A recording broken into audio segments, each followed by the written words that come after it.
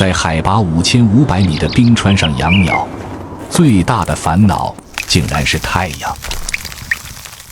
这里是位于安第斯山脉的秘鲁奎尔卡亚冰川，是热带地区最大的一片冰原。在这里几乎看不到生命的痕迹，但是有一种鸟类却在此地过得如鱼得水。它们的名字叫做白翅迪卡雀，又名冰川鸟，是地球上唯一一种能够在冰川中筑巢的鸟类。当繁衍的季节来临时，为了躲避天敌，这对冰川鸟夫妇将自己的孩子藏在了冷宫之中。在高耸的雪壁之上有一个凸起的部位，那就是它的巢穴。在这个鸟不拉屎的地方养鸟，除了有点冷，别的没毛病。当夜幕降临时，这里的气温会降到-10°C左右。不过好在父母为他们搭建的鸟窝选址还不错，冰洞能够帮他们隔绝掉绝大多数的寒风。事实上，对于冰川鸟来说，相比于夜晚的寒风，白天的太阳才是最令他们头疼的。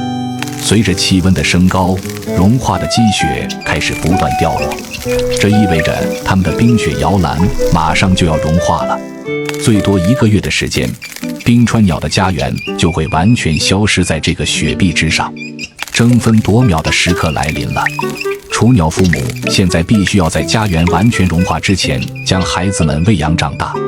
近年来，随着气候的不断变暖，在秘鲁奎尔卡亚冰川的某些地区，高温1年就可消融掉10米之多的冰川。现在已经有鸟巢被太阳所瓦解的情况发生了。不过好在我们的冰川鸟夫妇动作比较快，在精心的喂养之下，如今鸟巢中已经有一只孩子勇敢地跟随着父母飞出了巢穴。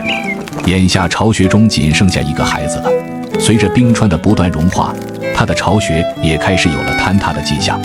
但是这只性格有些胆小的雏鸟并不愿意从鸟窝中飞出来，最终他的父母选择不再投喂这只雏鸟，而是静静地在远处等待它。